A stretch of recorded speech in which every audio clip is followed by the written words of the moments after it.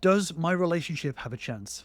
This question is probably the most common question that I get whenever I speak with potential new members or people in my email.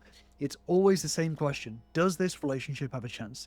The problem with this question is that really it's not the right question. So in this video, I'm going to break down why wondering whether your relationship has any chance of succeeding is the wrong question to ask. And then I'm going to break down the effective questions to ask in order to actually repair your relationship. Does my relationship have a chance of surviving? Is there any hope for my relationship? Will this dynamic ever change? I have so many people asking a variation on this question as if love is about luck or fate. The problem is that when you're seeing love, relationships through this lens of a coin flip, of playing the odds, it causes so many more problems that are completely avoidable and usually ends up tanking your chances of relationship repair through the floor. So I want to break down these common misconceptions that happen over and over again when it comes to relationships. The first one is this idea that relationships are fate, not choice. This huge mistake is waiting for signs, crossing your fingers, hoping that the stars align, asking somebody else whether your relationship has any sort of chance, or worse, leaving your partner to decide. The truth is that relationships, they are not a lottery. They're not a game of poker. They are built through clear communication. They are built through the work and the processes that you put into them. This is why when I get asked this question, I don't have an answer for them because I don't know what work they're going to put in. This is why I speak to people before they become a member, because the chances of their relationship success is not based on my opinion. It's based on the amount and type of work that they do in order to make their relationship happen, in order to repair their relationship. Just asking yourself, will it work out? Not going to make any changes in the relationship. And in fact, the more energy that is spent on this question, the less energy you're putting in to changing the outcome. So many people stay in this loop of, will it work out? Rather than spending time into, what am I doing to make this work out? The second misconception is, my partner needs to change in order for this to work. This is another really common mistake that so many people make. They get this idea in their head, oh, if my partner just got it, if they just understood, things will be fine. The truth is that you cannot change people, but you can change the dynamics of the relationship. And this is really, really important, is that people get into this habit of blaming their partner for the dynamics of the relationship being a certain way. But the fact is that if you are not putting in the work to change those dynamics and doing it in a very effective way, then you have just as much responsibility as your partner in cultivating that relationship, in cultivating that dynamic. So if you're not changing it, then you are accepting it. So if you are not changing the dynamics of your relationship, you are accepting it. And if you are accepting a relationship that is in a terrible state, then you are not leading it in the right direction. The third misconception about this whole question of whether the relationship has any chance is this idea that the future is a simple yes or no. The mistake here is that treating a relationship like a coin toss, either it works or it doesn't. And that's a massive problem because this is what we call dichotomous thinking, which is everything is black and white, win or lose. If you don't have a perfect relationship, then you may as well have no relationship. And this is a really dangerous way to think, especially when it comes to relationships, because everything becomes right or wrong. There's no gray area in the middle. And when you live your life in black and white, then ultimately you will end up with very black and white results. Anything less than perfect is an absolute failure, and you end up walking away from it. And you end up walking away from a relationship that's not just salvageable, but it has the potential to thrive. The truth is that relationships, like everything, evolve. This idea of compatibility is not fixed. It's not a matter of, are we compatible or not? Compatibility is cultivated. So whether the relationship has a chance depends on your behavior, your mindset, and your growth. But then the biggest misconception is that any sort of conflict, any sort of friction in the relationship means that it's doomed. So many people fall into this idea that fighting is failure. This is why they start asking this question, does my relationship have a chance? Do we have a chance of a relationship where conflict doesn't happen? The truth is that conflict is normal. Unless you are literally exactly the same person, there will be some sort of conflict because you've been raised in different ways. You've had different cultures, different upbringings, different educations, different beliefs, different values. All of these things are going to be different. So many of these things are going to be different in any relationship. If you spend any amount of time with anyone else, over time, the things that become clear are the differences that you have. But this is a relationship. Conflict is normal. What matters is how you synergize those differences, how you repair those differences. When you learn how to get into the rhythm of true repair, this is where the relationship dynamic becomes larger than the sum of its parts. When you're repairing these discords with respect, with empathy, and with accountability, that is where a relationship starts to thrive. But one misconception around this is this idea that I have to figure this out by myself. I have to figure out whether this has a chance or not. The mistake here is that overthinking in silence, hiding your struggles, or blaming yourself is not going to repair a relationship. It's not going to create a thriving relationship. The truth is that most people were never taught how to do relationships. And this is why we get this idea that relationships are just down to luck. It's just going to work out or not. You know, I spend most of my life in that same place of just like, if they're the one, then it'll work out.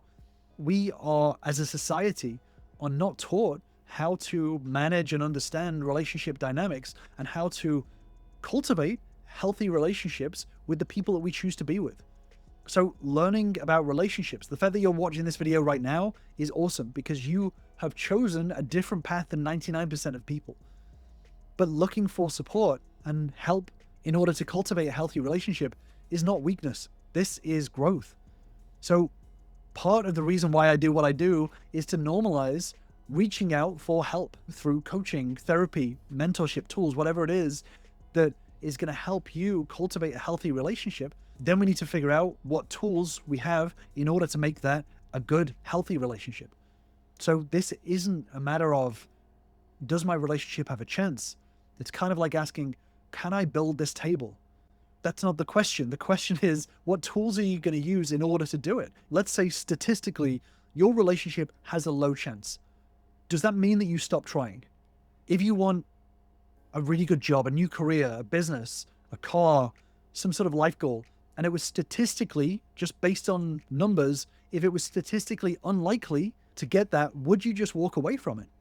If you think about it this way, if you're trying to repair a relationship with your partner and you're spending time playing the odds, trying to figure out statistically whether it has a chance or not, that is going to reflect in everything that you do.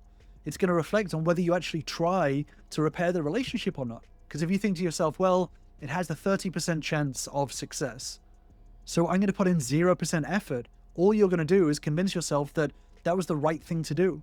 Because all you're doing is playing the odds. You're choosing to not put in the work. What that tells your partner is that you're not willing to put in the work and the growth in order to make it work. You're only willing to put in the work unless you have some sort of certainty. But the fact is that if you had that certainty, if someone turned around to you and said 100% it is certain that your partner will return to you, then that would mean, oh, well, I don't really have to put in any work because it's guaranteed anyway. So when you're wondering about chances in your mind, the more time and energy you spend on that, the less time and energy you spend on the effort that it takes to repair a relationship. And the more it pushes your partner away, because deep down, you're sitting on the fence a little bit going, oh, well, I don't know how much effort I should put in, because if it's only a 30% chance, then I'll only put in 30% effort, which means that you end up not putting in the effort that is required for a relationship, and you end up pushing your partner further away. Tells your partner that you're relying on luck, not leadership. But if you do try and you do choose to step up and repair the relationship, then it becomes a lot easier to figure out the tools in order to do that. You can start asking yourself much better questions. So it just becomes a choice. You either choose to start repairing this relationship or you choose not to. But the worst thing that you can do is sit on the fence and wait for the odds to somehow figure themselves out, or wait for somebody else to tell you some sort of odds plucked out of thin air. There's two groups of people out there. One group of people will tell you that you are 100% guaranteed to repair the relationship, and they will take a lot of your money based on that promise. They will give you no guarantee, not written at least. They'll give you no guarantee, but they will imply 100%, I have the perfect system for repairing this relationship. And they'll take a lot of money from you to do it. And you will go in with an expectation that there's some sort of magical system in order to do this. Then there's another group of people out there that will tell you, no, you can't make this relationship work. They will take a lot of money from you to tell you that it's your partner's fault, that they're to blame, that it's a them problem. And they will charge you a lot of money to feel worse, to put the blame on your partner, and to disempower you. I am not here to give you any sort of odds of chance of relationship. If you really, really want a job, a certain career, if you want a new car, if you want some sort of goal in life, even when odds are low, you put in the effort in order to figure it out, right? Even when odds are low. Why should your relationship be any different? No one can guarantee you that your partner will return to you. No one can give you a 100% certainty that your relationship will work out. Just like there are no business programs out there that can guarantee you that if you do these 5 steps, that you will make $1 million. No one can do that. Can do it with a written guarantee at the very least.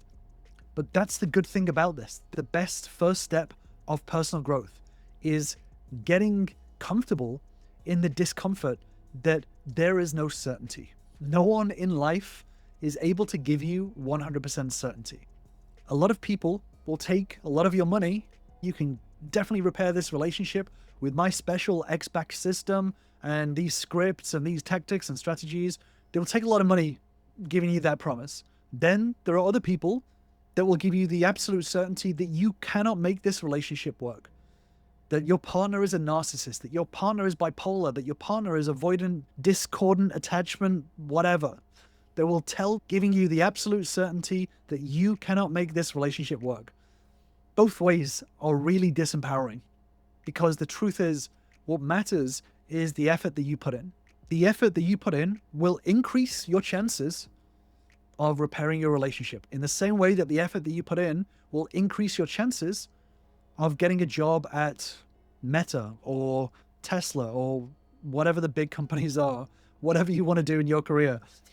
The effort, the work, the tools that you build yourself increase your chances. No one can guarantee that, but in order to increase your chances, it's just a skill. It's just an effort stat. It's skill-based. Same with relationships. So the question of, does my relationship have a chance, should not be the question you're asking yourself. The question should be, if this were to work, what do I need to do in order to make that happen? There are much better questions to ask yourself. The first one is, what patterns show up in this relationship? And what is my part in those patterns? Most relationship problems come from feedback loops. There are a lot of different dynamics and patterns out there. There's like the pursuit withdraw pattern or the criticism shutdown pattern. Whatever patterns that you see, what is your role within that feedback loop? What behavior are you repeating that keeps this pattern going? You know, asking yourself these hard questions is going to have much more of an impact on whether your relationship succeeds or not. And this is why when I work with members, when they dig in and they ask themselves the important questions, the effective questions, they often get a lot more actionable answers that has a massive impact on repairing the relationship. It stops becoming this whole takes two to tango idea and actually becomes more actionable for you and the things that you can do in order to grow, to build a healthy relationship. And if you want to start that journey, then join me on my Relationship Bootcamp, where you'll learn the same fundamental steps that all of my members use to start turning their relationships around. All you have to do is click on the link in the description to grab your spot. The next question to ask yourself is, what would you need to do differently in order to make this relationship work? So for example, where do you disconnect? Do you people please? Do you shut down? Do you explode? Do you avoid confrontation? What emotional skills do you need to develop? For example, empathy, self-regulation, expressing yourself. What skills do you need to develop in order to make this relationship work? The next question is, what version of you is required in order for this to succeed? So what type of person do you need to become in order to achieve the goals that you want to achieve? So do you need to grow more secure? Do you need to grow more open? Do you need to become more vulnerable? Do you need to be more honest? Do you need to have better communication skills?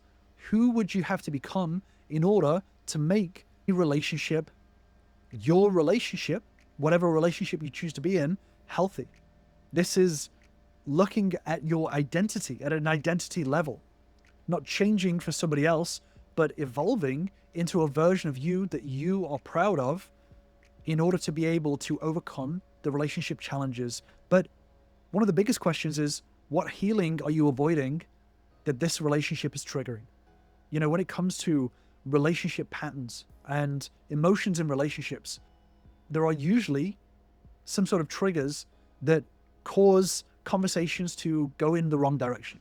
So taking a look at your triggers, the things that make you angry, your own perceptions of the world, and ask yourself, what are the triggers that I have that I can work on in order to stop them from pushing the relationship away? Do I feel insecure?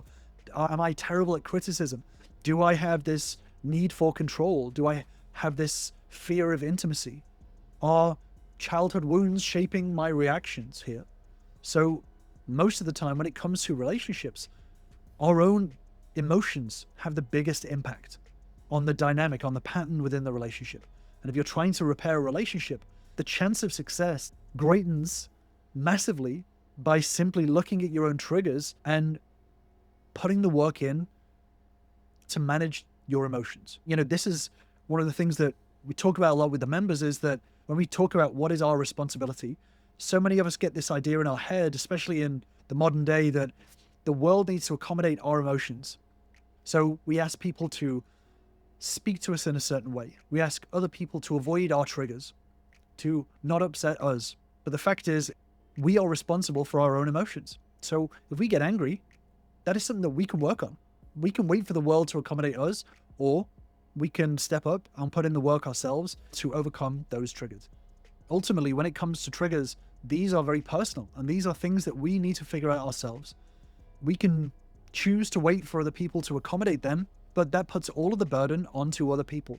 That actually decreases the chance of a relationship succeeding, because you're putting the work of those emotional triggers onto other people, onto your friends, onto your family, onto your partner. I've done a much deeper dive on emotions in relationships and understanding how much of an impact it has. So if you're looking to increase the chance of your relationship succeeding, asking yourself, what healing do I need to do in order to make relationships work? So I'm going to leave you with that deep dive video on emotions, and I will see you over there.